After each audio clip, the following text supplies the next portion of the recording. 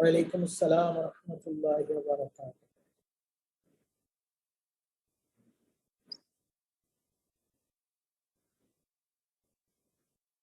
ঠিক আছে।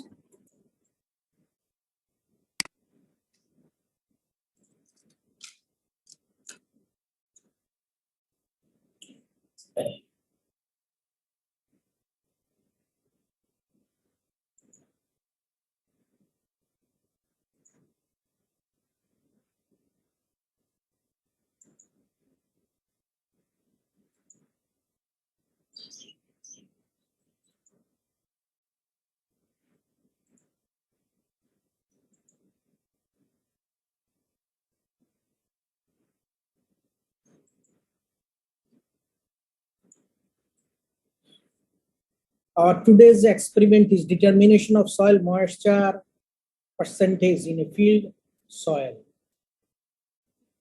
আমাদের প্রথম এক্সপেরিমেন্টটা কি ছিল? একজন বলো কেউ। আমাদের প্রথম এক্সপেরিমেন্ট কি ছিল?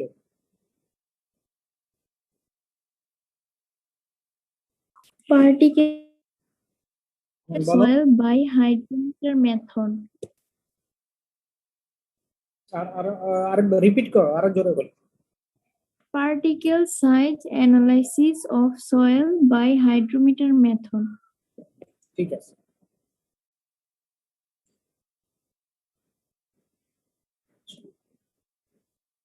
হাইড্রোমিটার মেথডে আমরা মাটির পার্টিকেল সাইজ নির্ণয় করেছিলাম। তার মানে যে কোনো মাটি আমরা নেই না কেন, সেই মাটিটার যে কোনো একটা টেক্সচারাল ক্লাস থাকবে। টেক্সচারাল ক্লাসটা বের করার জন্য মাটিতে শতকরা কত ভাগ স্যান্ড, কত ভাগ সিল্ট এবং কত ভাগ ক্লে থাকে সেটা আমাদের জানতে হয়। সেটা আমরা জানছি আমাদের প্রথম এক্সপেরিমেন্টে, যার নাম ছিল হাইড্রোমিটার মেথডে মাটির পার্টিকেল সাইজ ডিটারমিনেশন। এবং তা থেকে আমরা ফাইনালি মাটির টেক্সচারাল ক্লাস কিন্তু নির্ণয় করছি এবং সেটা আমরা দেখাইছি। এবং প্র্যাকটিক্যালি তোমাদের সুযোগ হইলে ল্যাবে আমরা একসময় দেখাবো। আজকে আমাদের সেকেন্ড এক্সপেরিমেন্ট, এটা অনেক সহজ এক্সপেরিমেন্ট। মাটিতে কি পরিমাণ পানি আছে আমরা সবাই দেখি যে কোন একটা শুকনা জমিতে যখন বৃষ্টি হয় তখন মাটিটা কিছুটা ডার্ক কালার হয়ে যায়, মাটি ভিজে। আবার এক সময় দেখা যায় আরো বৃষ্টি হইলে মাটির উপরে পানি জমে থাকে। আরো বেশি বৃষ্টি হইলে পানিটা গড়াইয়া উঁচু থেকে নিচু জায়গা থেকে চলে যায়। মাটিতে কয় ধরনের পোর স্পেস আছে?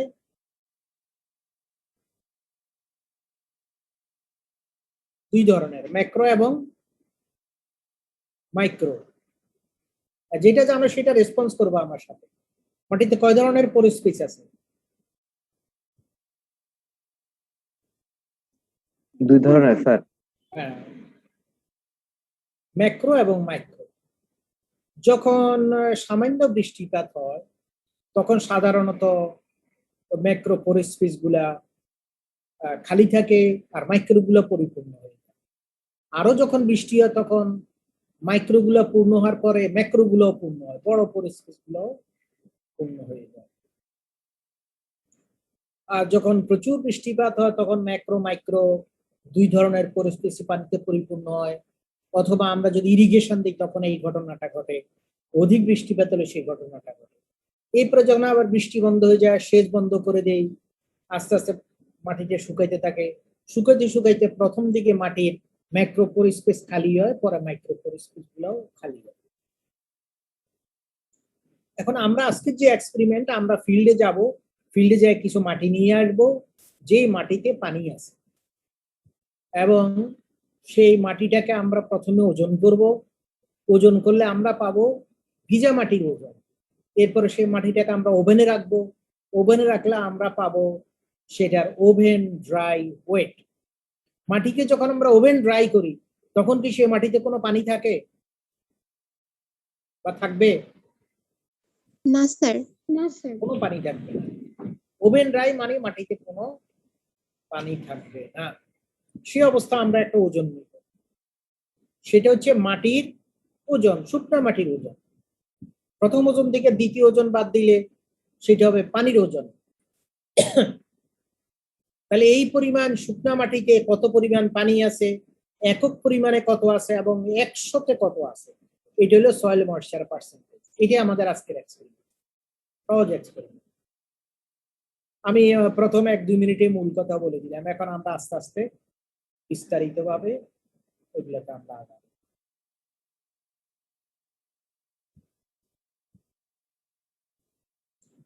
সহজভাবে মূল কথাটা বলে ফেললাম যাতে তোমাদের জন্য পরের কথাগুলো বুঝতে সহজ হয়।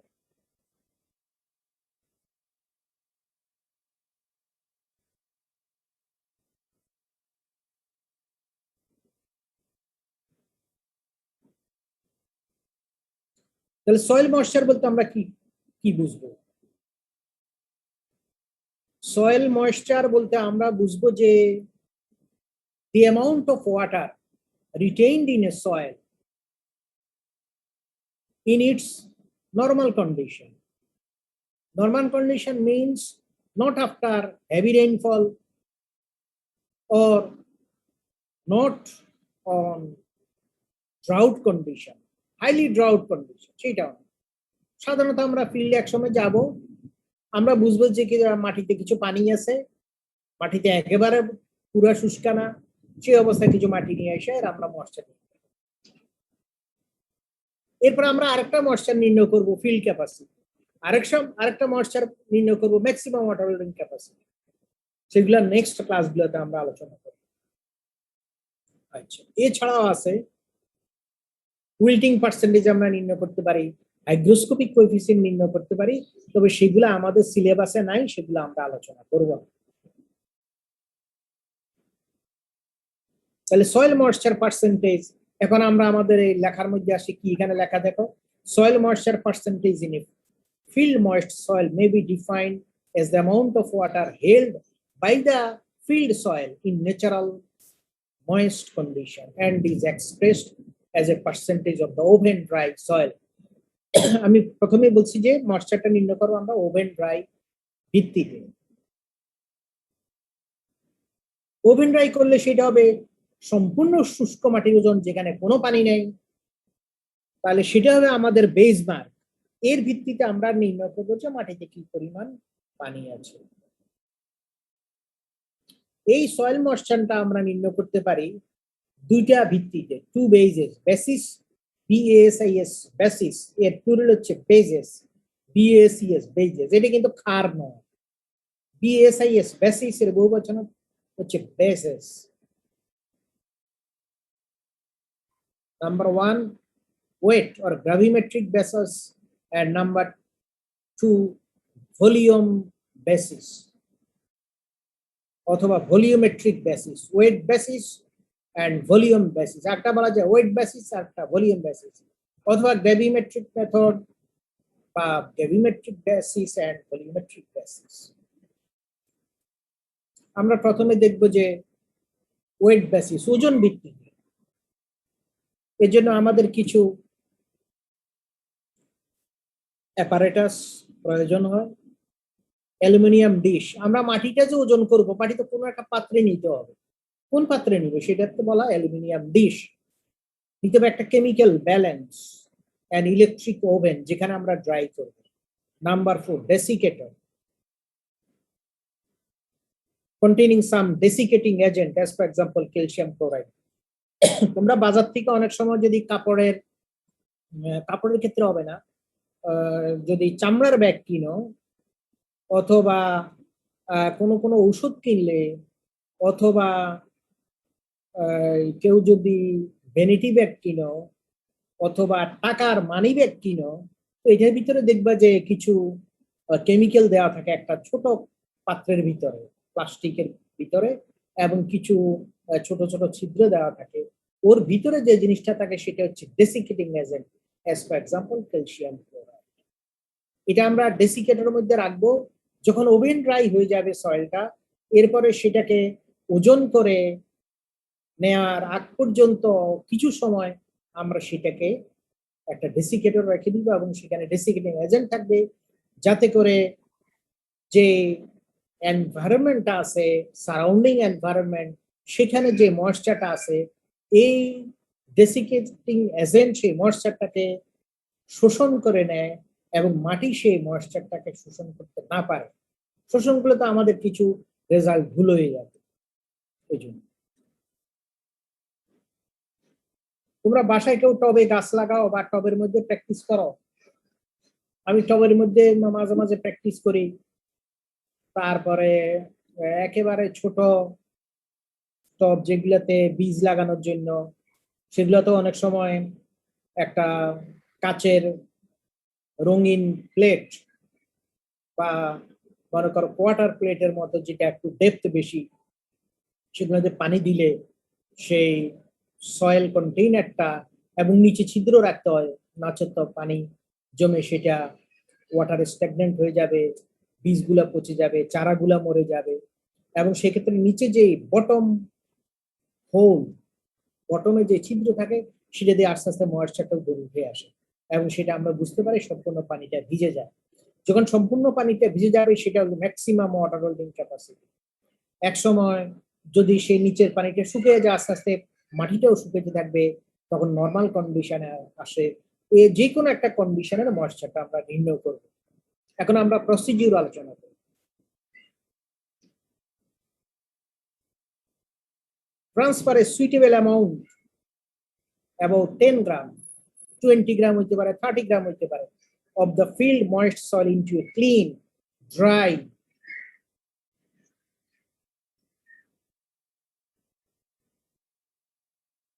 dish. Transfer a suitable amount of the field moist soil into a clean, dry. এখানে কিছু শব্দ বাদ পড়ে গেছে। Clean, dry aluminum dish, and then take the weight of the dish with moist soil. এখানে একটু সেন্টেন্সটা ইনকমপ্লিট আছে এবং এটা ভুল আছে বলতে হবে। আমি এটার মূল বিষয়টা বলে দিচ্ছি। প্রথমে আমরা একটা অ্যালুমিনিয়াম ডিশ এর ওজন নিব। First we shall take the weight of an empty aluminum dish with its lid, এর ঢাকনা সহ। এরপর আমরা এর মধ্যে কিছু ময়েস্ট সয়েল নিব, উদাহরণস্বরূপ 10, 20, 30 গ্রাম। এরপর সেটাকে আমরা একটা ওজন নিব। তাহলে এখানে দুইটা ওজন বের হয়। Number 2, then take the weight of the dish with moist soil. এরপর আমরা ময়েস্ট সয়েলটা সহ ডিশের ওজন নিব। তাহলে সেটা হবে কি, dish plus soil plus water.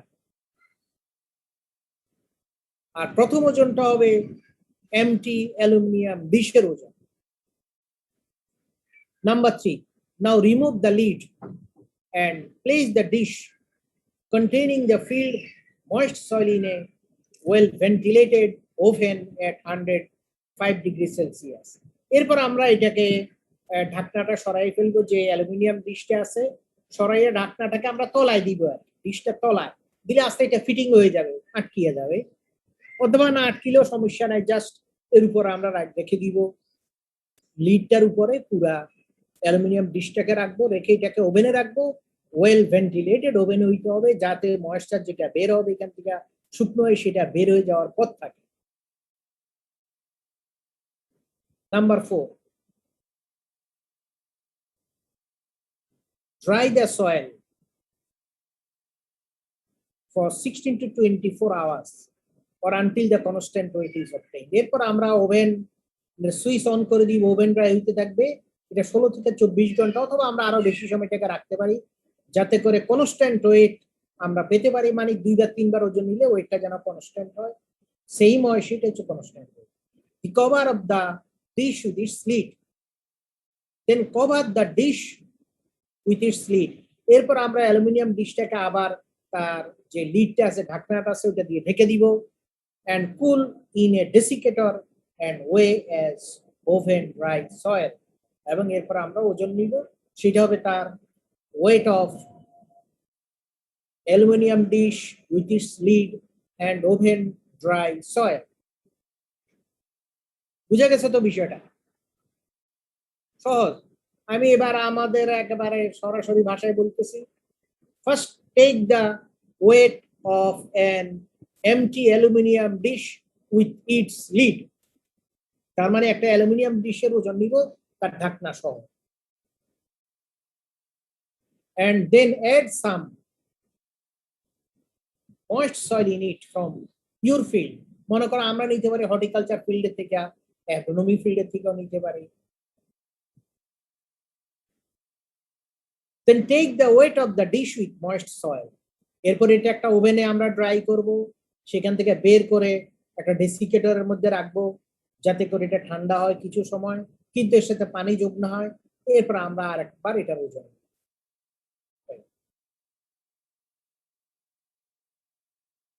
Calculation. The weight of empty aluminium dish with its lid W gram. The weight of dish with lid plus weight of the moist soil W1 gram. The weight of the dish with lid plus weight of the oven dry soil W2 gram. And the amount of moisture present in the soil. সেটা কত হবে?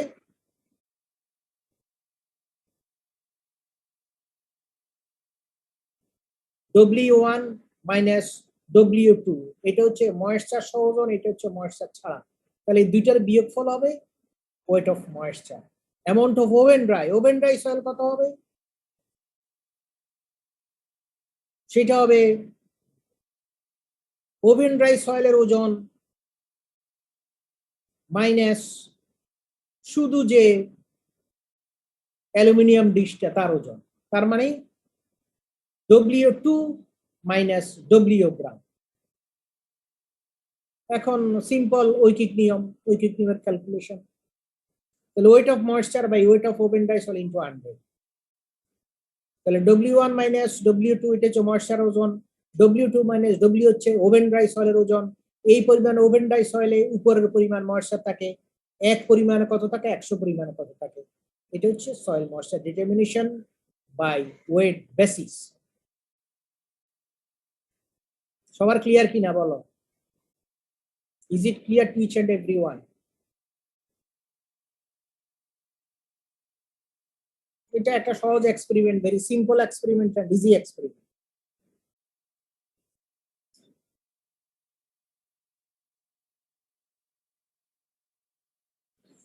এর মাঝে কারো কোনো প্রশ্ন থাকলে আমাকে ইউ ক্যান আস্ক মি। আমার ল্যাপটপের চার্জ অনেক কমে গেছে, আমি এটাকে রিচার্জের সুইচটা অন করে দিই।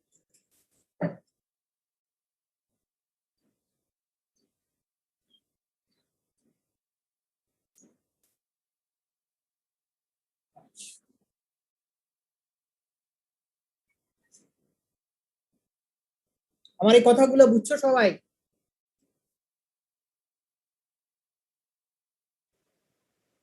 স্যার ডেসিকেটিং যে এজেন্টটা রয়েছে ওইটার সংজ্ঞায়নটা একটু আরেকবার বলবেন? ডেসিকেটিং এজেন্ট, ডেসিকেটিং মানে হচ্ছে ডেসিকেট করা, যে ময়েশ্চার চুষে নেয়, শোষণ করে নেয় কোনো একটা এনভায়রনমেন্ট থেকে, সেটাকে বলে ডেসিকেটিং এজেন্ট। সাধারণত ক্যালসিয়াম ক্লোরাইড কে ডেসিকেটিং এজেন্ট হিসাবে ব্যবহার করা হয়। ওই যে বাজার থেকে কোনো কাপড়ের যদি কোনো চামড়ার যদি কোনো ব্যাগ কিনো, সাধারণত এর ভিতরে কিছু ডেসিকেটিং, আমি এই যে মনে করো যে ঔষধ নিয়ে আসছে, আমাকে হাদিয়া দিল অস্ট্রেলিয়া থেকে, এটা হচ্ছে ভিটামিন D3, এর ভিতর আমি পাইছি ডেসিকেটিং এজেন্ট।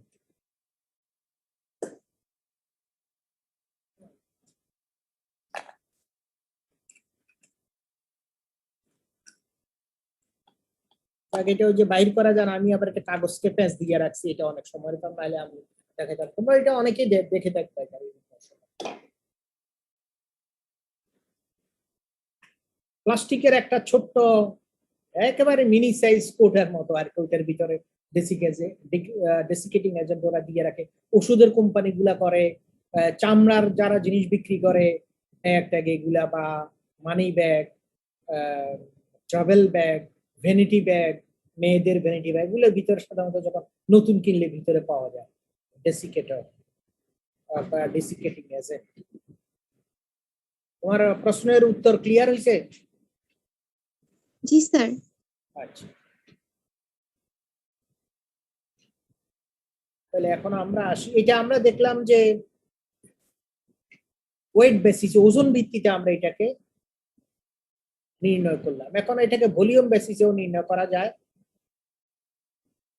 এই ভলিউম বেসিসের জন্য কি কি লাগে দেখো, core sampler, metallic core, measuring tape, spade, hammer, knife, electric oven, weighing balance, সবগুলোর মতো আর এখানে একটা কোর স্যাম্পলার বেশি, মানে এই কোর স্যাম্পলার দিয়ে আমরা ফিল্ডের থেকে মাটিটাকে কালেকশন করি। এটা একটা cylinder shaped metallic core. Soil moisture can be determined by using a core sampler. এটা তোমরা লেভেল 1 এ মাটির ডেনসিটি নির্ণয় করার সময় দেখছো যে বাল ডেনসিটি নির্ণয় করার জন্য মাটি আনছো না, খেয়াল আছে নাকি? তোমরা ফার্স্ট ইয়ার এক্সপেরিমেন্ট করতে পারো না? ফার্স্ট ইয়ার এক্সপেরিমেন্ট করছো, কোর স্যাম্পলার দেখছো না সবাই, মেটালিক কোর কি দেখছো সবাই বলো? জি স্যার। এইখানেও সে একই কোর, ওই ওই জিনিসটা, ওএন এমটি মেটালিক কোর। এর আমরা ওজন নিব, measure the length and internal diameter of the core, take an undisturbed soil core from the field। একটা আনডিস্টার্ব সয়েল কোর আমরা ফিল্ড থেকে কালেকশন করব। এই প্রসিডিউরটা কিন্তু আমরা ঠিক লেভেল 1 এ যখন পাল ডেনসিটি নির্ণয় করেছিলাম সেই একই জিনিস, এখানেও ঠিক সেম জিনিস। Record the weight of the metallic core plus moist soil. Dry the soil core in an electric oven at 105 degrees Celsius until it attains the constant weight. Number 6, with a metallic core plus oven dry soil. এখানে দেখো তিনটা wait, একটা W, W1 and W2।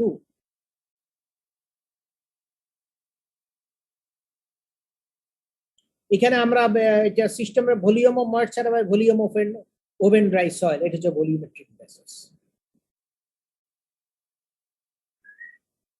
আগে আমরা wait বেসিসে করছি, এখন volume বেসিসে করব।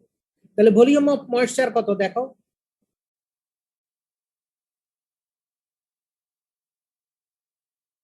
এই ভলিউম অফ ময়েশ্চার VW মানে volume of moisture. Volume moisture মানে কি দেখো, এই wait of moisture, wait of moisture কত, W1 মাইনাস W2। এই W1 মাইনাস W2, এটা হচ্ছে ময়েশ্চার ছাড়া, এটা হচ্ছে ময়েশ্চার সহ, তো বিয়োগ করলে হলো ময়েশ্চারের ওজন।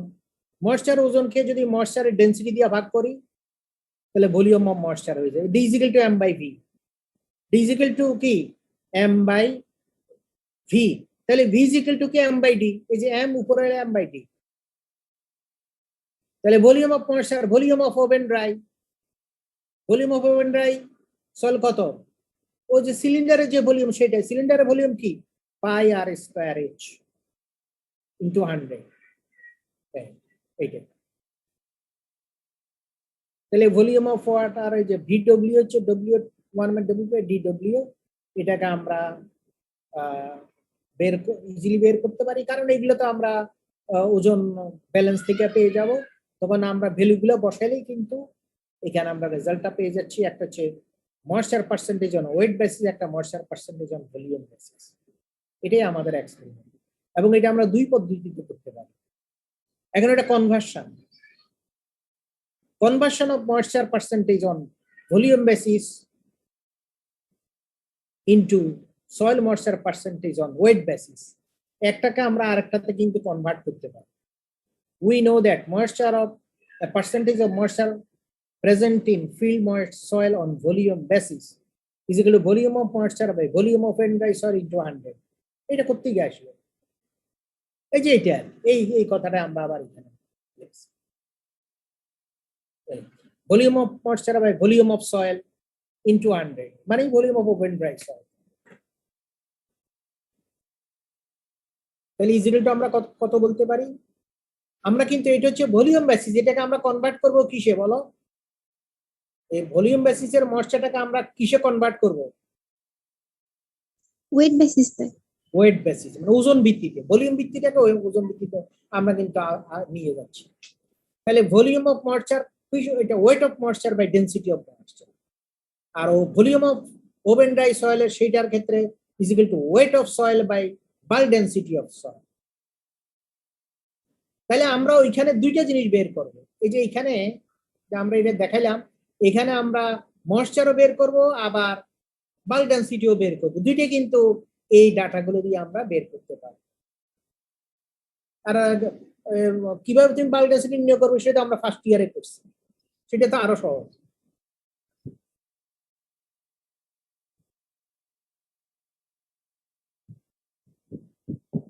মাস পার ইউনিট ভলিউম, ভলিউম কত বাই ভর, উপরে হচ্ছে মাস আর নিচে হচ্ছে ভলিউম। উপরে হচ্ছে মাস অফ সয়েল, নিচে হচ্ছে volume of soil. Volume of soil তো ঠিকই আছে, আর মাস অফ সয়েল কত?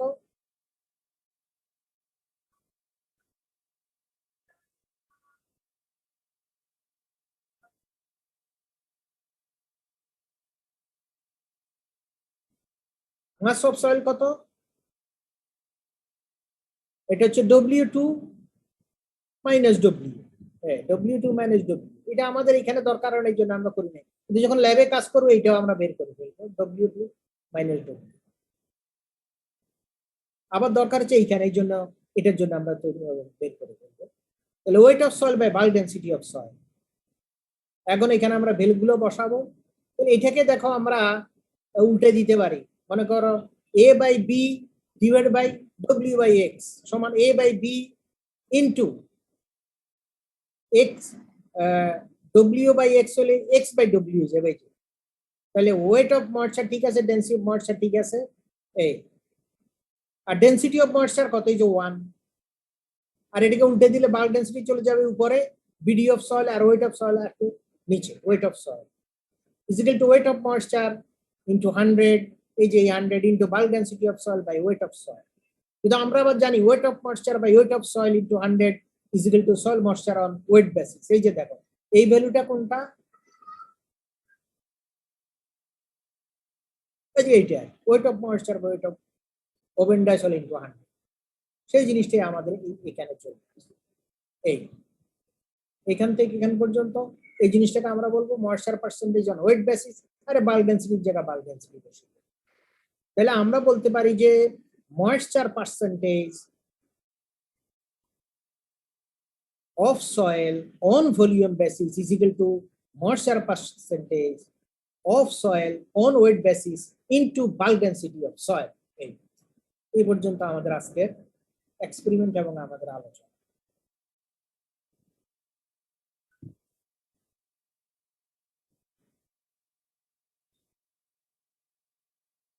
আমরা মনে করো ক্লাসে থাকলে এতক্ষণ আমরা ফিল্ডে যেতাম তোমাদেরকে নিয়ে, এই যে হ্যামার নিতাম, মেজারিং ইয়ে নিতাম, টেপ নিতাম, তারপরে এমটি কোন নিতাম, এগুলো নিয়ে ফিল্ডে যাইতাম, সয়েল কালেকশন করে ওভেনে দিতাম। এটা আমাদের লম্বা সময় লাগতো, আজকে তো এগুলো আমাদের কোনো কাজ নেই।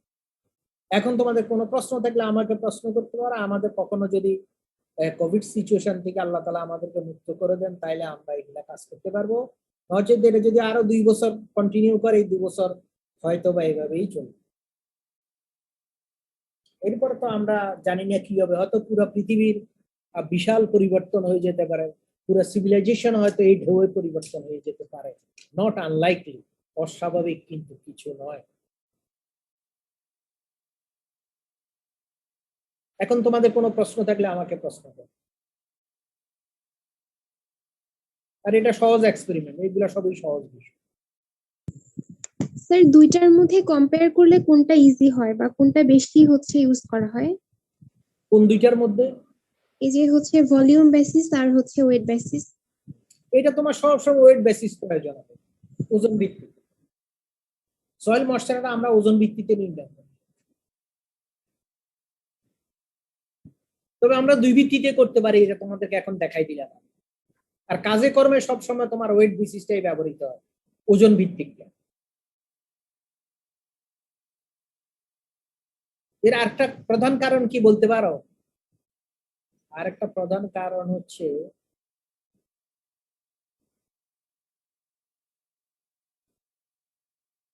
এই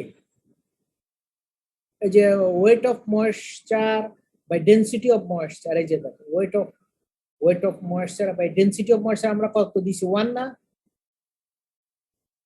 দেখতেছো আমার কার্সর নাড়াচ্ছি যে তুমি দেখতেছো 1 এর উপরে, তোমরা দেখতেছো জি, সবাই? জি, এখন এই 1টা কখন ময়েশ্চারের ডেনসিটি কখন 1 হয়? এই যে আমরা তো এখানে 1 দিয়ে দিলাম, তোমরা কেউ প্রশ্ন তো করেন এই 1টা কি ঠিক আছে? সয়েল ময়েশ্চারের ডেনসিটি কি সবসময় এক হয়?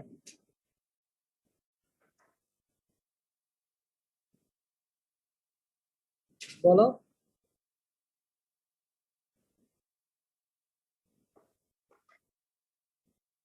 লেভেল 3 তে এসে তো তোমরা এগুলা একবারে ঝটপট উত্তর দেওয়ার কথা।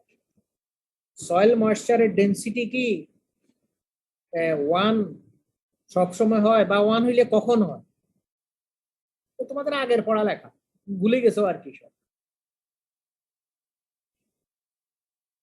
মানে ডেনসিটি অফ ময়েশ্চার মানে কি? পানির ঘনত্ব। পানির ঘনত্ব কত হইতে পারে? পানির ঘনত্ব আমরা জানি 1 গ্রাম পার সিসি। এইখানে কথা শেষের আগে পরে কিছু নাই, একটা নির্দিষ্ট টেম্পারেচার। পানির ঘনত্ব 1 গ্রাম পার সিসি। আমরা যখন পানিটাকে চুলার মধ্যে কোনো পাতিলের মধ্যে রাখি, নিচে দিয়ে হিট দেই, তখন কি পানির ঘনত্ব 1 গ্রাম পার সিসি থাকে, না ঘনত্ব কমে যায়, না বেড়ে যায়?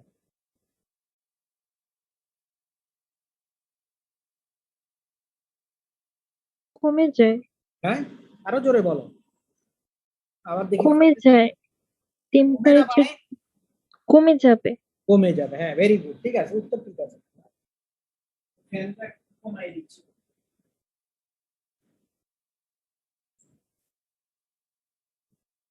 ফ্যানের শব্দ, বিল্ডিং এর কাজের শব্দ, এই সাউন্ড, এটাকে বলে সাউন্ড পলিউশন।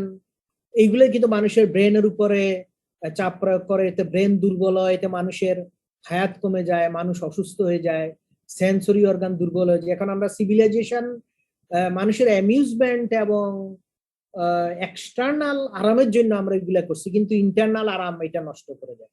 সাউন্ড পলিউশনে মানুষের ব্রেন ক্ষতি করলে তার শরীর অসুস্থ হয়ে যায়, এটা সবারই। মনে করো গাড়ির হর্ন, আমি অস্ট্রেলিয়াতে কয়েক মাস ছিলাম, গাড়ির একটা হর্ন শুনি নাই। আমার কথা বিশ্বাস করতেছো তোমরা? আমারে তোমরা কইলে আমি বিশ্বাস করতাম না, তোমরা যতই আমার যত প্রিয় ছাত্র হও না কেন, আমি কিন্তু বিশ্বাস করতাম না। কিন্তু এটা আমার সাথে ঘটছে। আমি প্রায় 6 মাস থেকে গাড়ির হর্ন শুনি না। বুঝতে পারতেছো? আর আমাদের তো রাস্তা বের হওয়া যায় না, আমার মাঝে মাঝে মাথা ধরে যায়। এটা বয়সের একটা অবশ্য কারণ। এতে আমার ক্ষতি হয়, এটা সব মানুষের ক্ষতি, তোমারও ক্ষতি হবে, তোমরা এখন সেটা বুঝবে না, বয়স হলে বুঝতে পারবে। তো এই যে আমার মনে করো ফ্যানের শব্দটা কমাই দিলাম। এখন এখন বলো, পানির ঘনত্ব যখন হিট দেয় পানির ঘনত্ব কমে যায়, আবার হিট কমাইলে পানির ঘনত্ব কি বাড়বে না কমবে? এখন হিট কমাইলে পানির ঘনত্ব বাড়বে না কমবে?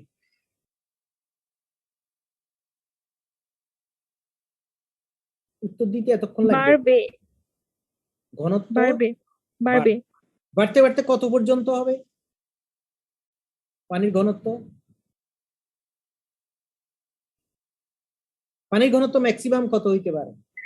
4 ডিগ্রিতে ম্যাক্সিমাম। কত, এবং সেটা কত? তোমার এইটা উত্তর ঠিক আছে। এগুলো সব তোমাদের কিন্তু ইন্টারমিডিয়েটের পড়া, আমরা কিন্তু এগুলো পড়াইনি।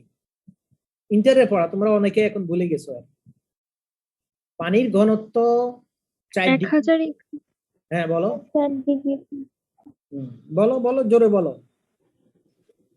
1000ই তো ম্যাক্সিমাম। 1000 কি? KG per cubic metre. Unit না বললে তো হবে না, ইউনিট বলতে হবে। 1000 কেজি পার কিউবিক মিটার। এটা তোমাদের বইতে, আমাদের বইতে ছিল কিন্তু এই যে 1 ছিল।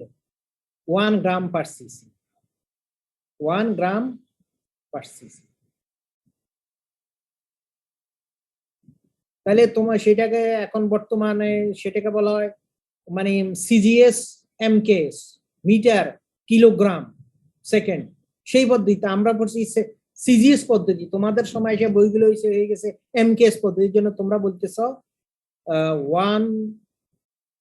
1000 কেজি পার 1 কিউবিক মিটার, আর আমাদের হলো গ্রাম পার সিসি, এই সেটা হচ্ছে 1।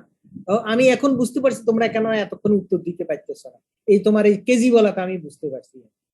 আমাদের সময় ছিল 1 গ্রাম পার সিসি।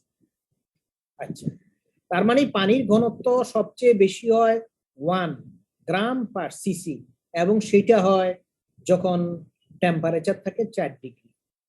তাহলে 4 ডিগ্রি থেকে যদি টেম্পারেচার আমরা, আচ্ছা মনে করো আমি বললাম যে যখন পানি আমরা চুলার উপর রাইখা পাতিলে রাখছি, নিচে দিয়ে হিট দিচ্ছি, গ্যাসের চুলা হোক, লাকড়ির চুলা হোক, হোয়াট এভার ইট মেবি, তো হিট দিলে টেম্পারেচার বাড়ে এবং পানির ঘনত্ব কমতে থাকে। এরপরে আসো, যখন হিটে আমরা কমাইতে থাকি, হিট কমাইলে আস্তে আস্তে ঘনত্বটা বাড়তে থাকে। এবং কত টেম্পারেচারে ঘনত্ব সবচেয়ে বেশি হয়? এখন আবার আগের প্রশ্ন করতেছি, এটা উত্তর দাও। কত টেম্পারেচারে পানির ঘনত্ব সবচেয়ে বেশি থাকে? 4 ডিগ্রিতে। 4 ডিগ্রি। এখন 4 ডিগ্রি যদি কমে নেই, তাহলে কি ডেনসিটি বাড়বে? না, কমতে থাকবে। কমতে থাকবে। আবার 4 এর উপরে নিলে তাও কমতে থাকবে। কমতে থাকবে। Very good.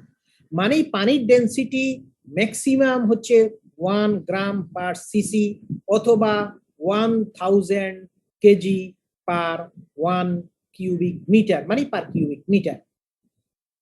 সেটা কিন্তু 1, ও না সেটা 1 আমরা 1000 বলতে হবে। যাক, এটা হচ্ছে এখন পর্যন্ত আমি তো আমাদের বই পুস্তকে 1ই আছে। এখন এগুলো সব কিন্তু সিজিএস সিস্টেমের ইউনিট। আচ্ছা, তো পানির ঘনত্ব 4 ডিগ্রি সেলসিয়াস তাপমাত্রায় সবচেয়ে বেশি টেম্পারেচার যদি 4 এর থেকে বাড়ায় তাহলেও ডেনসিটি কমতে থাকে, 4 এর থেকে যদি টেম্পারেচার কমাই তাও ডেনসিটি কমতে থাকে।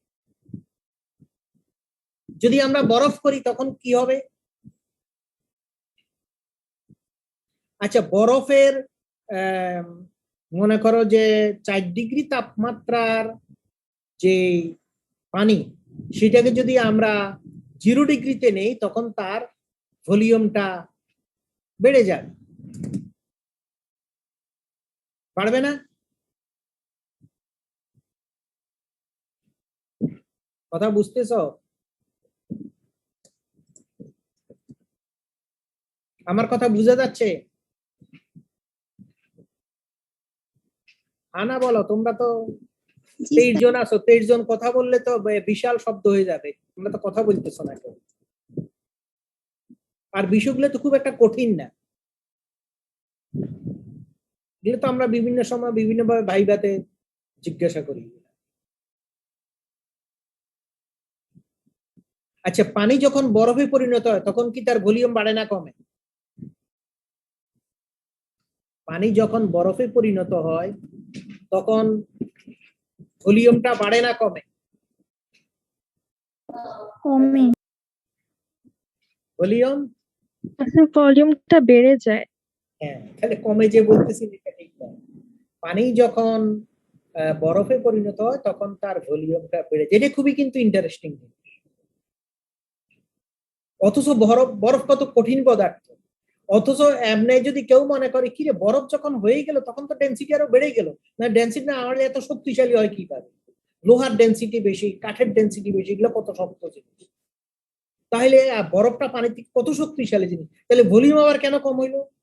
এগুলো বলতে পারো কারণ কি?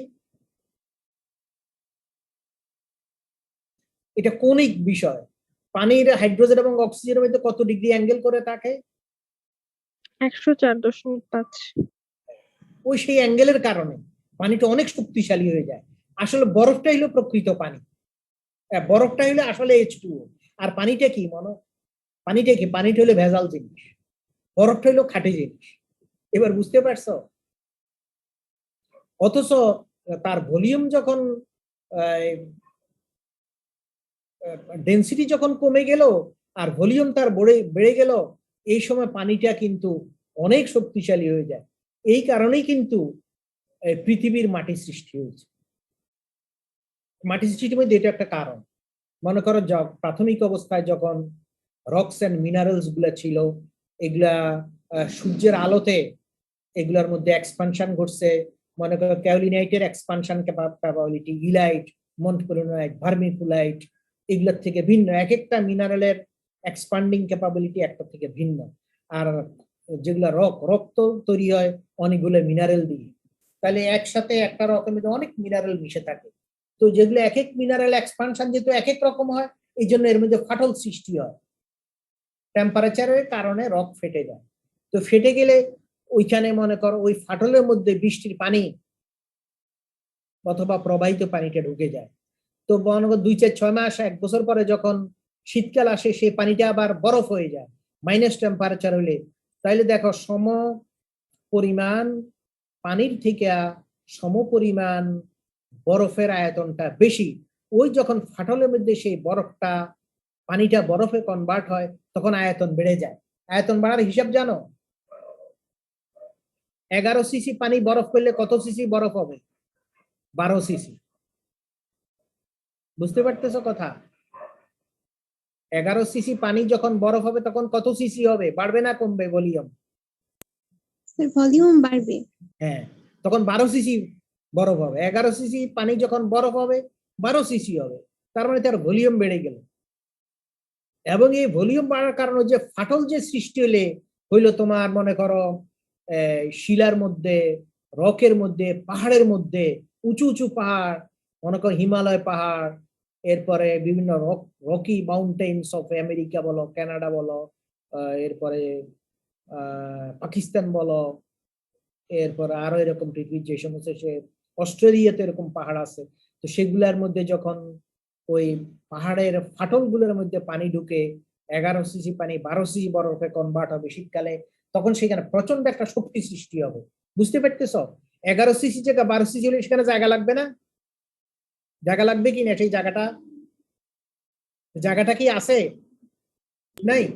ফাটলের মধ্যে তো নির্দিষ্ট জায়গা, তখন একটা শক্তি উৎপন্ন হলে ফাটলটা আরো বড় হিসাবে ফেটে যায়। এবার বুঝতে পারতেছো যখন ডিসইন্টিগ্রেশন ডিকম্পোজিশন কেমনে হয়, প্রথমে রকস এন্ড মিনারেলস কিভাবে ব্রেকডাউন হয়েছে, এরপরে সেইগুলা থেকে আস্তে আস্তে কিভাবে মাটি সৃষ্টি হলো, সেগুলো তোমাদের সাইড আলোচনা করে ফেললাম। কারণ এটা প্র্যাকটিক্যাল নলেজ জানাই আমাদের আসল উদ্দেশ্য। এইসব পড়ালেখার আসল উদ্দেশ্য হচ্ছে একটা প্র্যাকটিক্যাল নলেজ আমরা অ্যাকোয়ার করা। এই জন্য সাইডে আলোচনাটা করলাম। এখন তোমাদের কোনো প্রশ্ন থাকলে, অবশ্যই তোমাদের প্রশ্নেরও সাইড উত্তর হিসাবে এগুলো আসছে। আর আমি যে প্রশ্ন করছি সেগুলো আরো বুঝার জন্য সাইডের উত্তরগুলো প্রয়োজন। এখন তোমাদের আর কোনো প্রশ্ন আছে কিনা আমাকে প্রশ্ন করো।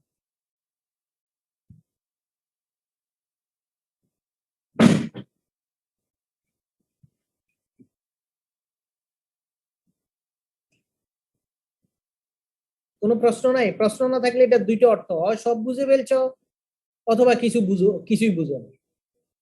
এমন আবার কেউ নেই যে সব বুঝে ফেলছে, আবার এমনও তো হওয়ার কথা না যে কিছুই বুঝে না। তাহলে প্রশ্ন না করার অর্থ তুমি কিছুই বুঝো না অথবা সবই বুঝছো। সব বুঝার কেউ নাই এবং কিছুই বুঝে নাই এমনও কেউ নাই, তাহলে প্রশ্ন তো অনেক হওয়ার কথা। সে অনুযায়ী তোমরা প্রশ্ন করো না, কারণ হইলো তোমরা এইদিকে মনোযোগ দাও, সেটাও আমরা বুঝি। এখন যে কেউ প্রশ্ন করো।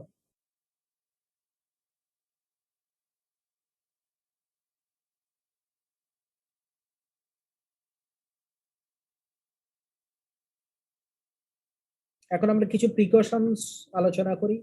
Way the desiccated soil rapidly to avoid any loss or gain of moisture during weighing. আমরা যখন ওভেন ড্রাই করবো এবং সেটাকে ডেসিকেটরে রাখবো, সেই অবস্থা আমরা বেশিক্ষণ রাখবো না, আমরা অতি দ্রুত ওজনটা নির্ণয় করে ফেলবো। হচ্ছে যে কোনো কারণে মনে করো যে হয়তো কেউ ডেসিকেশনের ঠিকমতো ঢাকনাটা দিল না, অথবা ডেসিকেটিং এজেন্ট নষ্ট হয়ে গেছে, তার ক্যাপাসিটি ডেট এক্সপায়ার করে গেছে, অথবা একজন খুললো বাইর করলো ডেসিকেটর ঢাকনাটা উঠাইলো নামাইলো, এতে করে কিন্তু কিছু সমস্যা দাঁড়াবে এবং ওজনটা হেরফের হয়ে সাধারণত ওজনটা বেড়ে যাবে ময়েশ্চার যোগ হবে মাটিতে। এই জন্য ডেসিকেটেড সয়েলকে আমরা অতি দ্রুত তার ওজন নির্ণয় করে ফেলবো। Number 2, the temperature is to be adjusted at 105 degrees Celsius and drying is done for a period until a constant weight is obtained.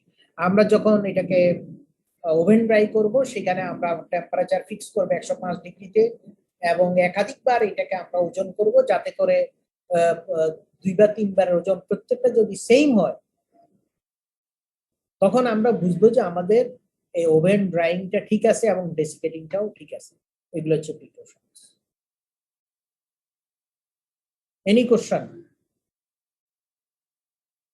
হ্যাঁ বলো, কোশ্চেন করো, আমি তো এই জন্য তোমাদেরকে সুযোগ দিই। আর একটু জোরে বলো, আর একটু জোরে।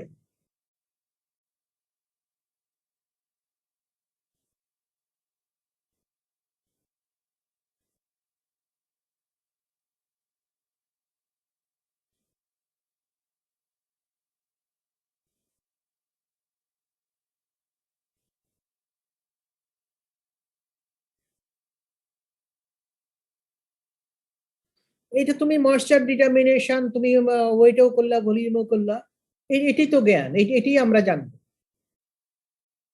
ওই ইনফরমেশন গুলো তোমার প্রয়োজন হবে অনেক সময়। তাহলে আমরা পড়ালেখা কেন করতেছি, পড়ালেখা কেন শিখাচ্ছি? মানুষের তো কিছু কেন যাচ্ছে, তার এক সময় না এক সময় এটা কাজে লাগবে। এই নলেজটা তোমার তুমি প্রয়োজনে লাগে, কাজে লাগাই।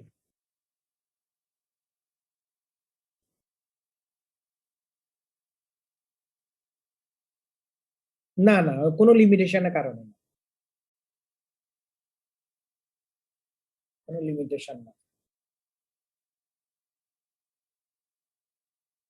আর আমি শুধু একটা দিলেই চলতো, গ্রাভিমেট্রিক, কিন্তু ভলিউমেট্রিকে দিয়ে দিলাম, এটা তোমাদের নলেজে রইল।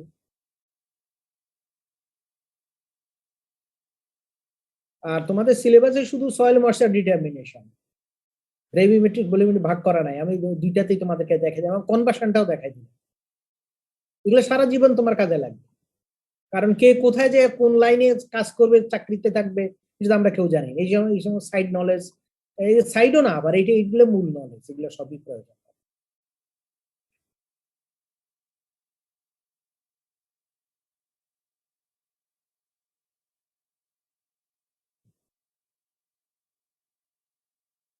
Any question from any other person? অন্য কেউ কোনো প্রশ্ন করবা কিনা আমাকে?